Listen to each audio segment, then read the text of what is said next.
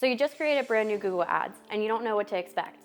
Well, I'm here to help you set the expectation. When starting new Google Ads, Google needs time to learn and approve your account. Then enters the learning phase. The learning phase is when Google learns your audience, your bid strategy, your budget, and all other things that you need to optimize your campaign. The learning phase typically takes about 21 days.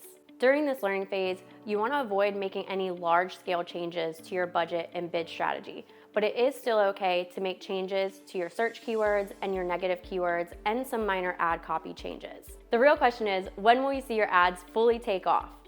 You'll typically see your ads reach full maturity around the 90-day mark. So the key to this is to be patient and let Google Ads work their magic for that 90-day period and then scale up from there. If you want to know more about creating new Google Ads and the learning phase, read our blog, Patience is Key with New Google Ads at shopmarketingpros.com/blog.